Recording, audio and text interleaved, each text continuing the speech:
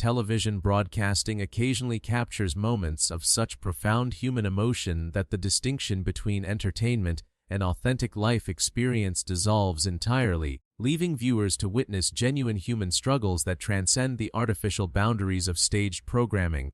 On a Friday afternoon in August 2024, Family Feud was conducting what production personnel anticipated would be a standard recording session featuring two families engaged in the competitive format that had sustained the program's popularity across multiple decades of broadcasting to diverse audiences.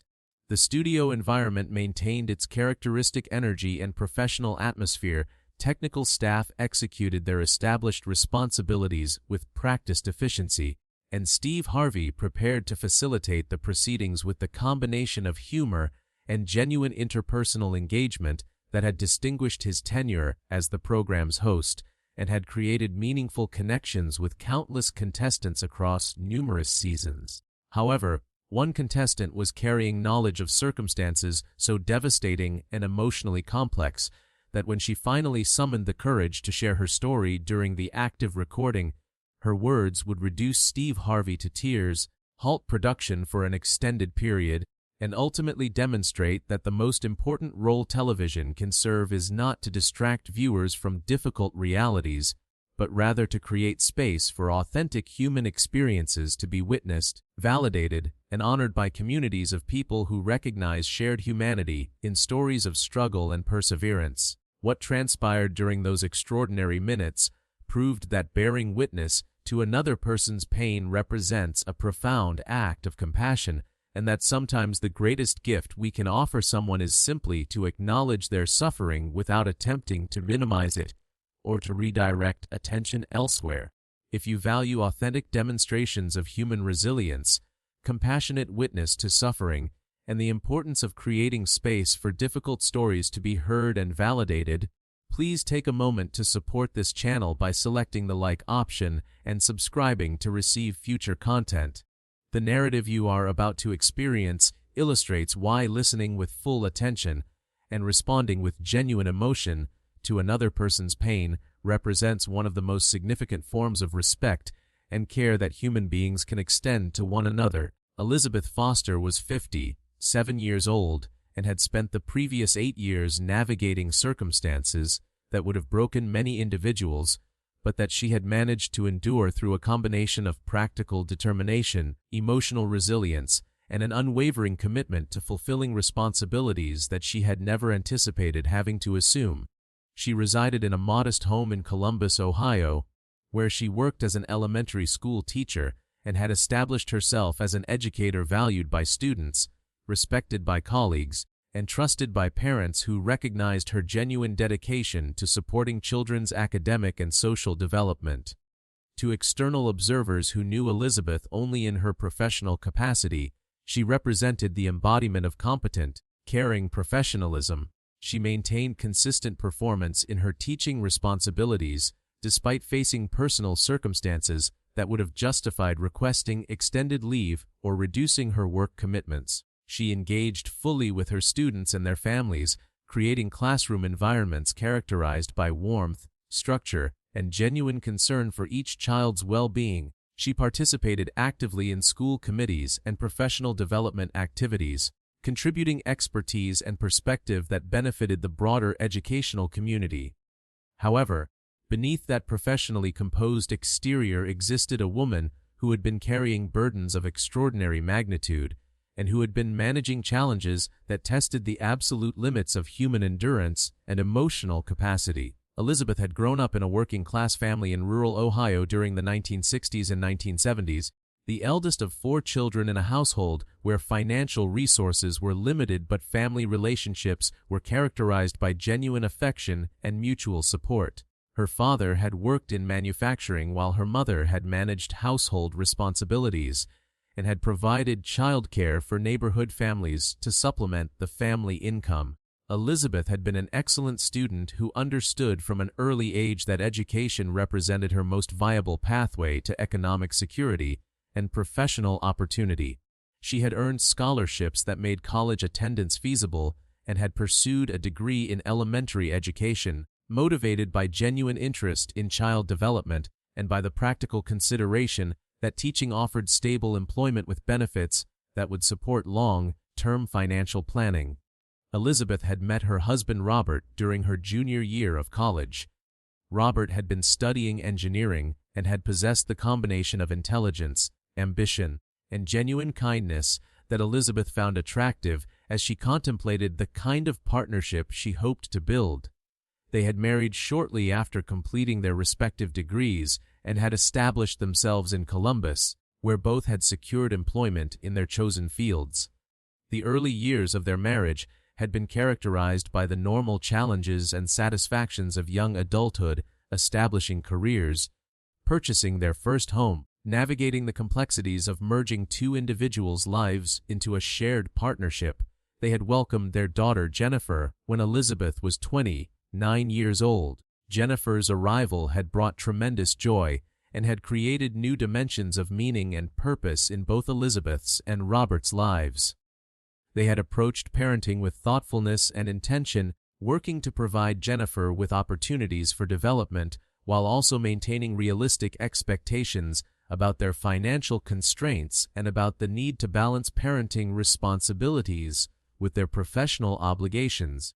Jennifer had been a bright, engaging child who progressed well through her early developmental stages and who appeared to be thriving academically and socially as she entered elementary school.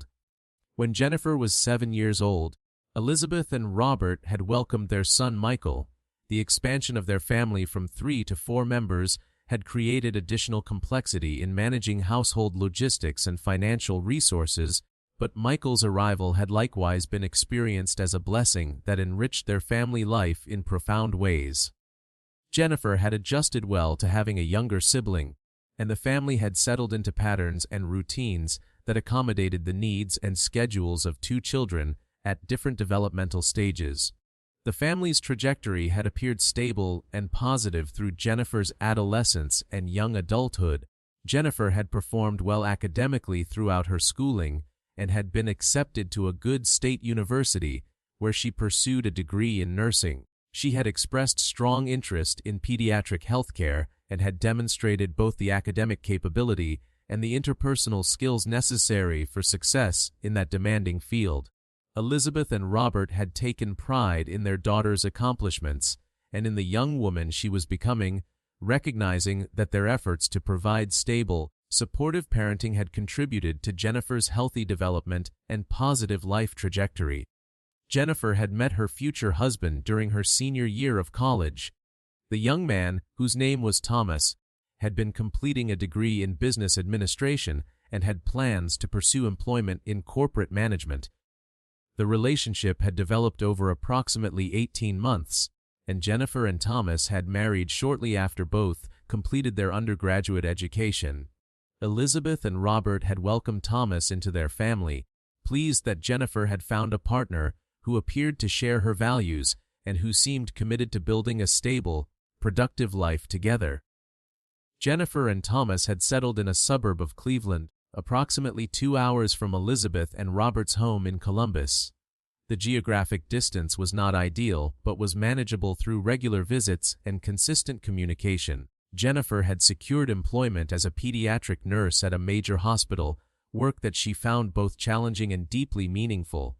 Thomas had likewise established himself in his chosen field, working in supply chain management for a mid-sized manufacturing company. The young couple had purchased a modest home and had appeared to be building the foundation for a stable, satisfying adult life. 3 years into their marriage, Jennifer and Thomas had welcomed their first child, a daughter they named Emma. Elizabeth and Robert had been overjoyed to become grandparents and had traveled to Cleveland regularly to spend time with their granddaughter and to provide support to Jennifer and Thomas as they navigated the demands of new parenthood. Emma had been a healthy, delightful infant who brought tremendous joy to the entire extended family. 2 years after Emma's birth, Jennifer and Thomas had welcomed their second child, a son named Daniel. The family of 4 had appeared happy and well, functioning, managing the normal stresses of young parenthood while maintaining strong connections with extended family and continuing to build their lives with apparent success and satisfaction. However, when Emma was 5 years old and Daniel was 3, circumstances had emerged that would fundamentally alter the trajectory of multiple lives and would create challenges that Elizabeth could never have anticipated when she first became a grandmother. Jennifer had begun experiencing symptoms that initially seemed consistent with ordinary stress or perhaps minor illness. She felt persistently fatigued, experienced occasional difficulty with coordination, and noticed subtle changes in her vision that she attributed to needing updated eyeglass prescriptions. When these symptoms persisted rather than resolving, Jennifer had consulted her physician, initiating a diagnostic process that would ultimately reveal devastating news. After extensive testing and consultation with multiple specialists, Jennifer had been diagnosed with early-onset amyotrophic lateral sclerosis, commonly known as ALS or Lou Gehrig's disease. The diagnosis had been confirmed through multiple evaluations, leaving no room for hope that the initial assessment might have been mistaken. ALS is a progressive neurodegenerative disease that affects nerve cells in the brain and spinal cord, causing gradual loss of muscle control and ultimately affecting the ability to move, speak, swallow, and breathe. The disease typically progresses rapidly, with most patients surviving only 2 to 5 years following diagnosis. There exists no cure and no treatment that significantly alters the disease's progression. Jennifer had been 29 years old at the time of diagnosis, with 2 young children and a life that had barely begun. The news had devastated the entire family. Elizabeth and Robert had struggled to comprehend how their healthy, vibrant daughter could be facing a terminal illness that would rob her of her physical capabilities and would ultimately end her life while her children were still young. Thomas had been overwhelmed by the prospect of losing his wife and of raising 2 small children as a single parent. Jennifer herself had experienced profound grief, not primarily for her own truncated life, but for the reality that she would not be present to raise her children or to experience the milestones and moments that mothers anticipate sharing with their offspring. The disease had progressed exactly as the medical professionals had predicted. Within 18 months of diagnosis, Jennifer had lost sufficient muscle function that she could no longer work as a nurse. Within 2 years, she required assistance with most activities of daily living. The family had made adaptations to their home environment to accommodate Jennifer's declining physical capabilities, installing equipment and making modifications that would allow her to remain in her home with her family for as long as possible rather than requiring institutional care.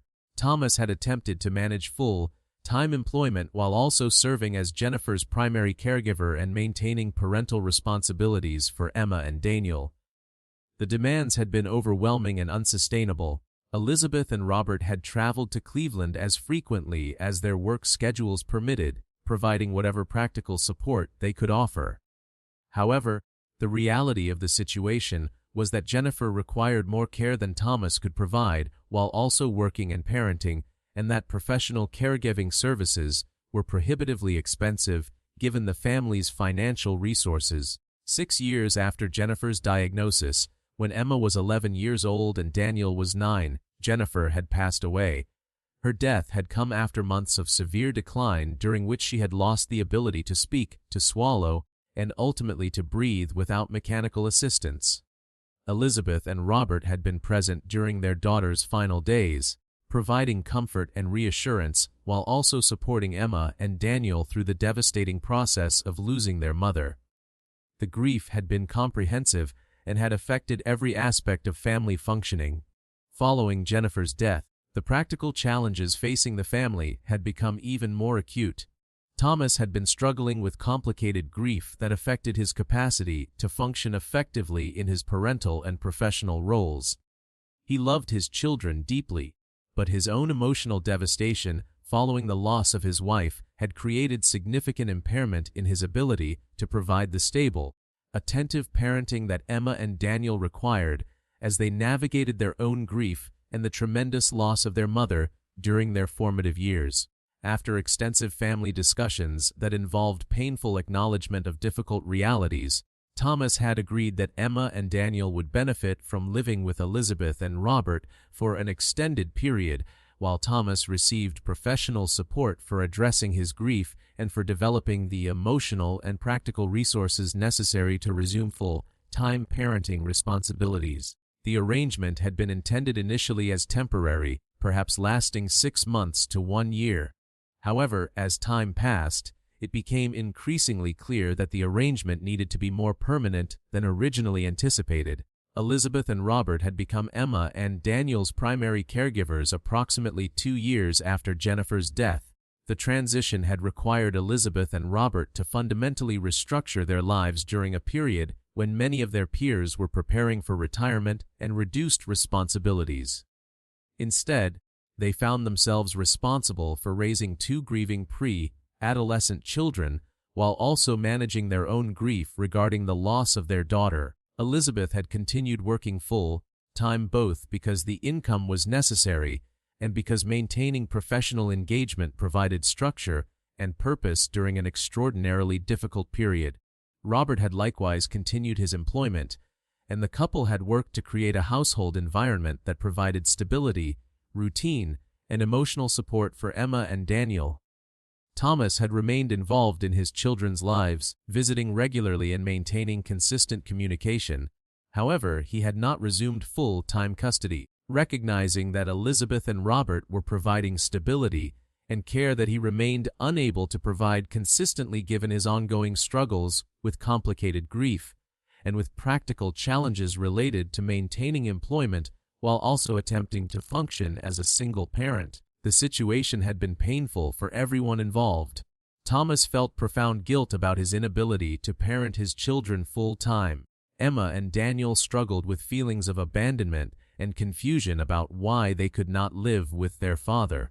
Elizabeth and Robert managed the practical demands of raising 2 children, while also supporting those children through their grief and their complicated feelings about their family situation. The arrangement had now been in place for 6 years. Emma was 17 years old and preparing for college applications. Daniel was 15 and navigating the complex social and emotional terrain of adolescence. Both children had made reasonable adjustments to their circumstances and had developed strong relationships with their grandparents. However, the situation remained far from ideal. Elizabeth and Robert were now in their late 50s, an age when they had anticipated having more freedom and flexibility rather than full-time parenting responsibilities. Their own son Michael, who was now in his 30s, lived in another state and had his own family, which meant that Elizabeth and Robert's support system was limited. The financial strain of raising 2 additional children while also managing typical household expenses had been significant and had required Elizabeth and Robert to postpone retirement planning and to continue working despite fatigue and the desire for reduced professional obligations. Elizabeth rarely discussed these circumstances outside her immediate family. She maintained a composed professional demeanor at work and did not burden colleagues with details of her personal situation. She participated in normal social interactions without drawing attention to the challenges she was managing or seeking sympathy from people who might not understand the complexity of her circumstances.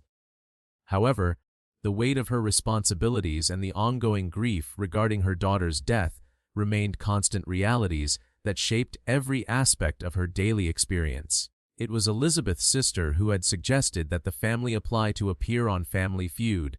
The suggestion had initially seemed frivolous given the serious nature of Elizabeth's circumstances. However, her sister had argued that participating in a light-hearted activity might provide Emma and Daniel with a positive shared experience and might offer Elizabeth and Robert a brief respite from the intensity of their daily responsibilities. The family had discussed the possibility, and Emma and Daniel had expressed enthusiasm about the opportunity. Elizabeth had agreed to submit an application, viewing the potential experience as something that might benefit her grandchildren, even if she herself felt little interest in game show participation.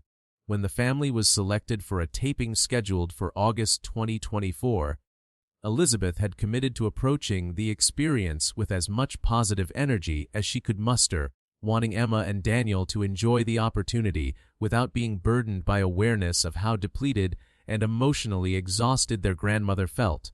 She had prepared herself to perform adequately during the competition and to present a cheerful demeanor that would mask the profound sadness and exhaustion that constituted her baseline emotional state. The Foster family arrived at the Family Feud studio on the designated Friday morning in August. The group consisted of Elizabeth, Robert, Emma, Daniel, and Elizabeth's sister Carol, who had been the one to suggest the application and who had enthusiastically agreed to complete the 5-person team. Emma and Daniel appeared excited about the experience, their enthusiasm providing motivation for Elizabeth to maintain positive engagement despite her lack of genuine interest in game show competition. Robert seemed somewhat uncomfortable with the television environment, but was participating willingly to support his grandchildren and his wife.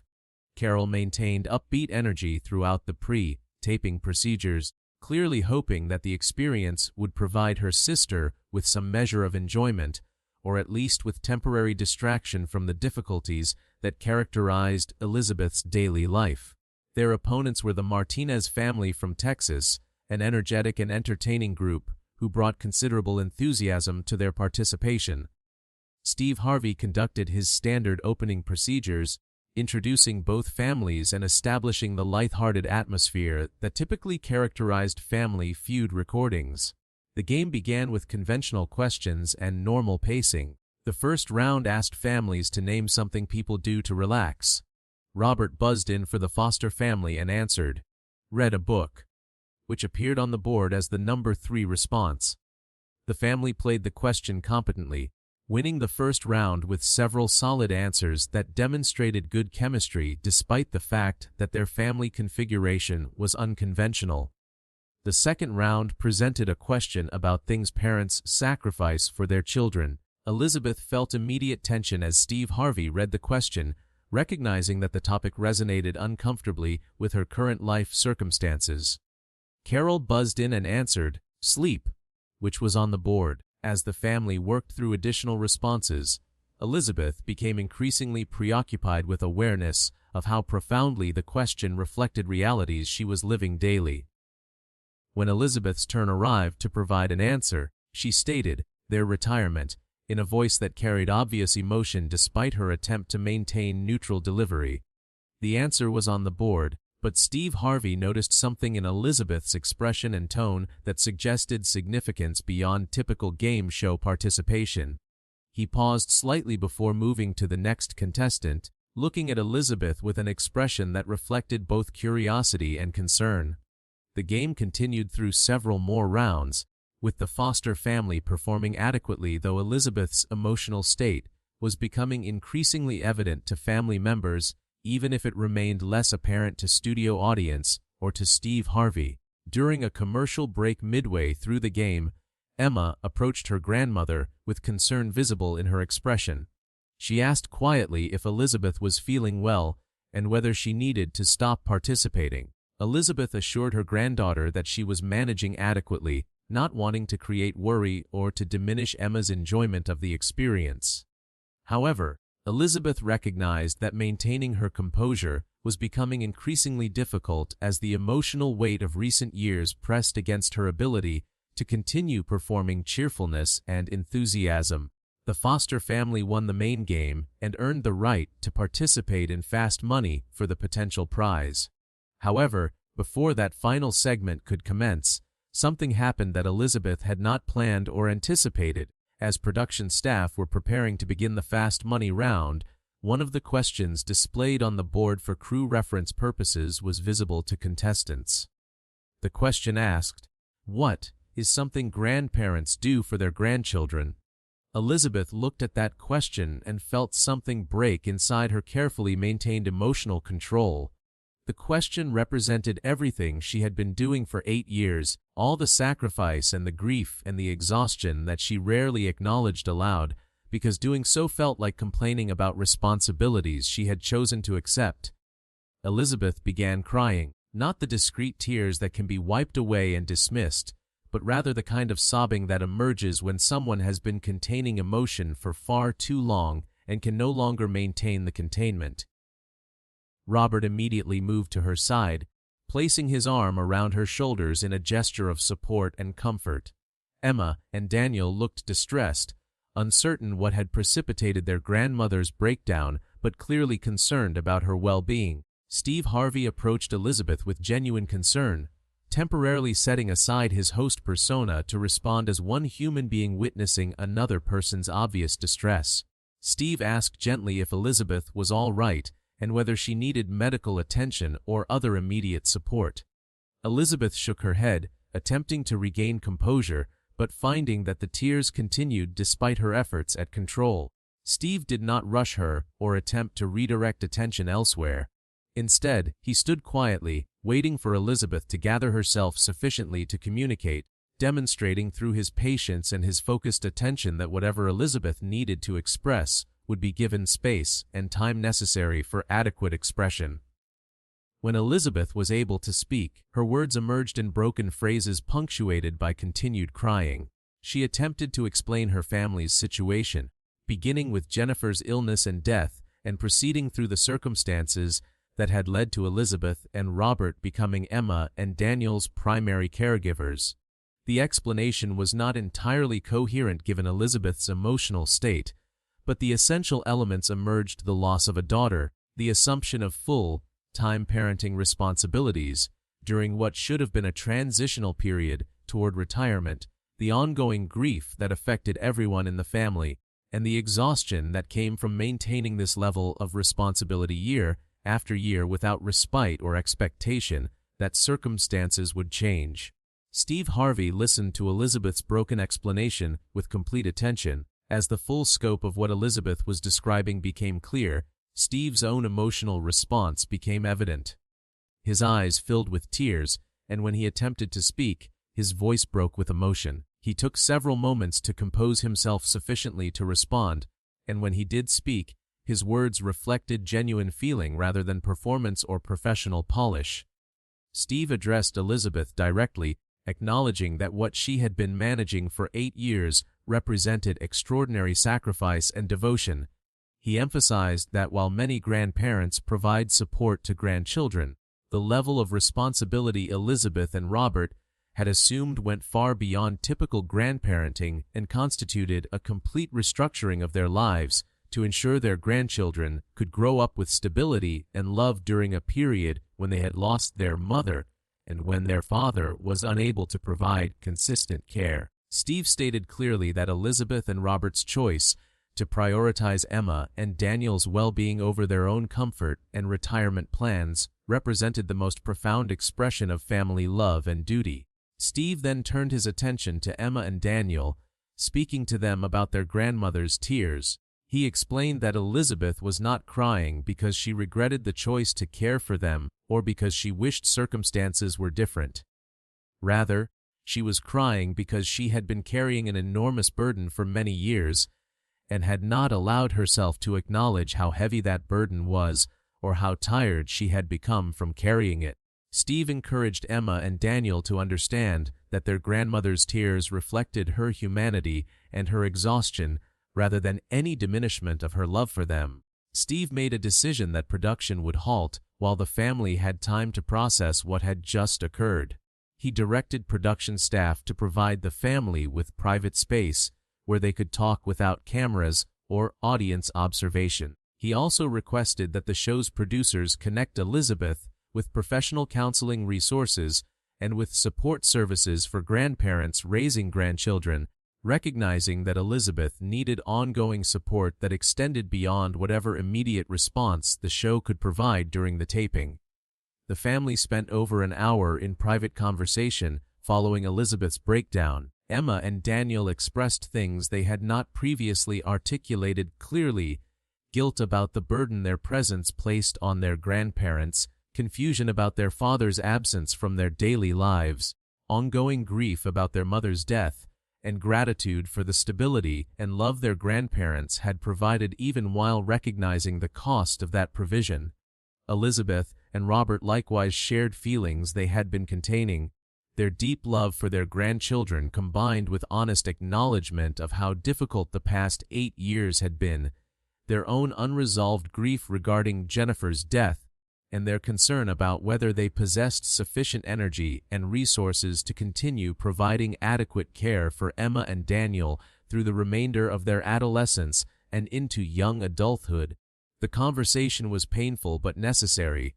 It created space for honest acknowledgement of difficult realities that the family had been managing through determined effort rather than through open discussion. The family did not achieve complete resolution of their complex circumstances, but they did establish clearer communication and more honest acknowledgement of what everyone was experiencing and feeling. When the family eventually returned to the studio, Steve Harvey proposed something unprecedented. Rather than completing the fast money competition as originally planned, he suggested creating a segment that would focus on Elizabeth's story and on the circumstances facing the estimated 2.7 million grandparents in the United States who are raising grandchildren due to various family crises. Steve believed that Elizabeth's experience, while specific in its details, reflected broader patterns that many families navigate, and that creating space for honest discussion of these challenges would serve audiences more meaningfully than standard game show content could achieve. Elizabeth agreed to this modified format, and the resulting segment featured extensive conversation between Steve and Elizabeth about the practical and emotional challenges of assuming full-time parenting responsibilities during middle age. Elizabeth discussed the financial strain, the physical exhaustion, the complicated feelings of loving her grandchildren, while also grieving the loss of the retirement years she and Robert had anticipated, and the social isolation that resulted from having life circumstances so different from those of most peers in her age demographic.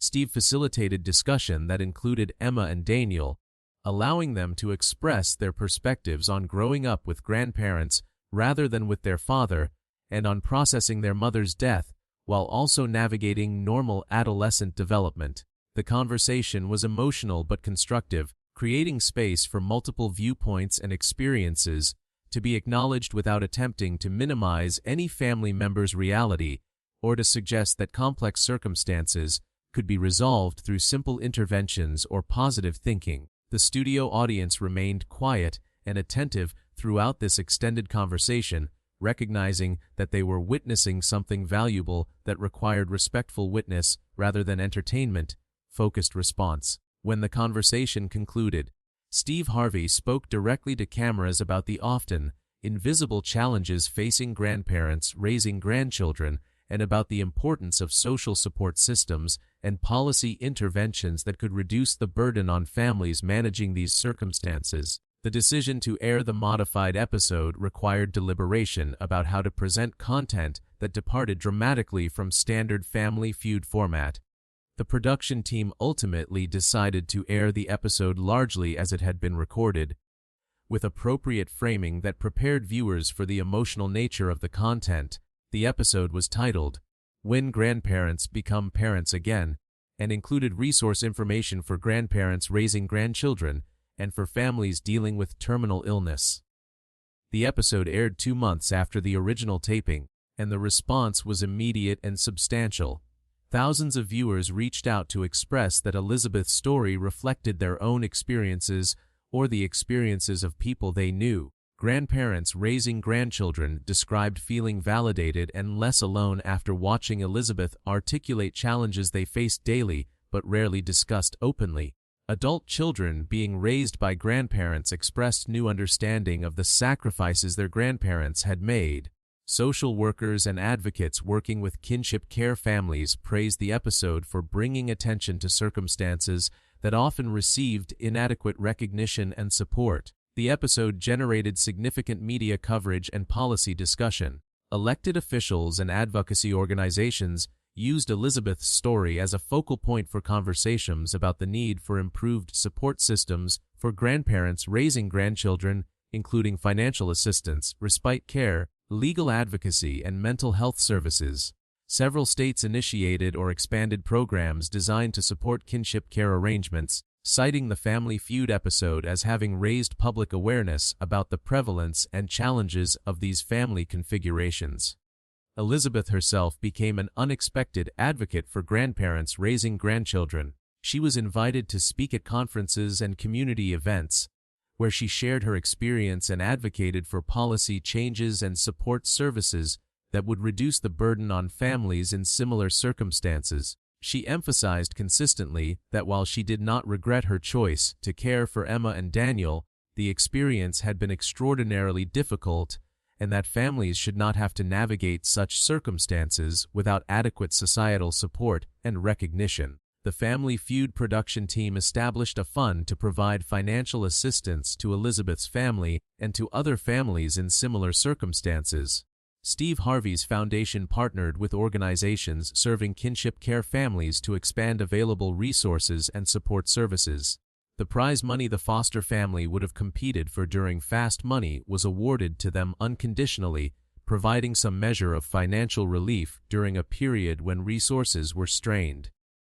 1 year after the episode aired, Elizabeth and Robert reported that their circumstances remained challenging, but that connecting with other grandparents raising grandchildren had provided valuable social support and had reduced the isolation they had experienced previously. Emma was preparing to attend college with scholarship support and with clearer understanding of her grandparents' sacrifices and her own resilience. Daniel was managing his adolescence with therapeutic support and with stronger family communication patterns, established following the honest conversations that had been initiated during the Family Feud taping. Thomas, the children's father, had watched the episode and had been moved to seek more intensive therapeutic support for addressing his complicated grief and for working toward eventually resuming more active parenting involvement with Emma and Daniel. While full reconciliation remained a distant goal, Thomas had established more consistent contact with his children and had begun acknowledging more honestly his struggles and his appreciation for Elizabeth and Robert's care of Emma and Daniel. 5 years after the episode aired, Emma had completed her undergraduate education and was pursuing graduate study in social work, motivated partly by her family's experience and by desire to support other families navigating trauma and loss.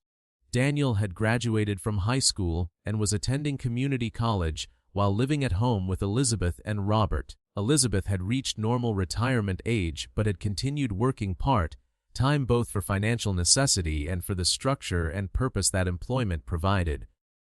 Robert had likewise continued employment, though both were able to reduce their work hours somewhat as Emma's independence reduced the family's financial obligations.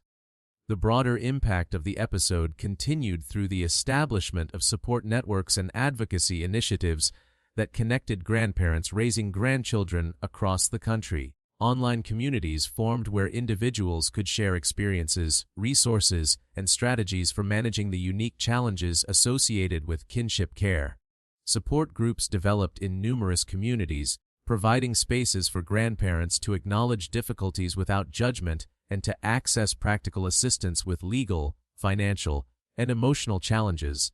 10 years after that August afternoon when Elizabeth Foster broke down crying on the Family Feud stage, the episode remained one of the most significant in the program's history. The story had transcended its origin as a game show appearance and had become a catalyst for increased awareness and improved support for millions of families managing kinship care arrangements following various crises and losses.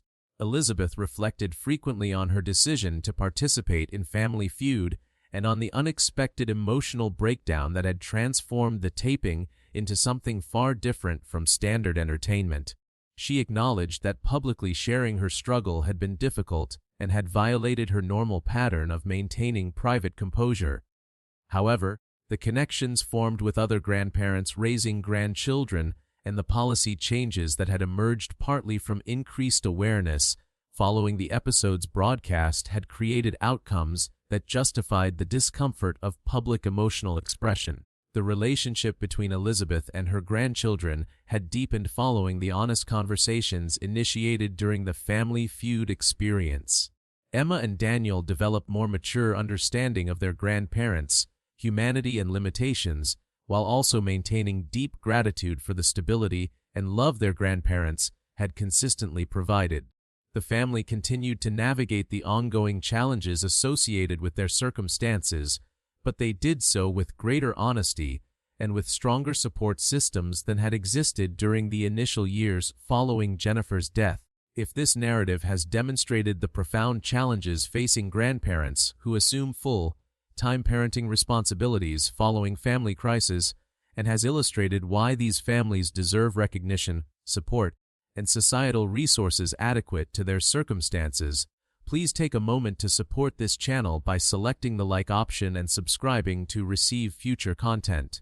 Consider sharing this story with individuals who might benefit from understanding that kinship care arrangements, while often maintained through love and duty, impose significant burdens that should not be borne without adequate social support and policy intervention.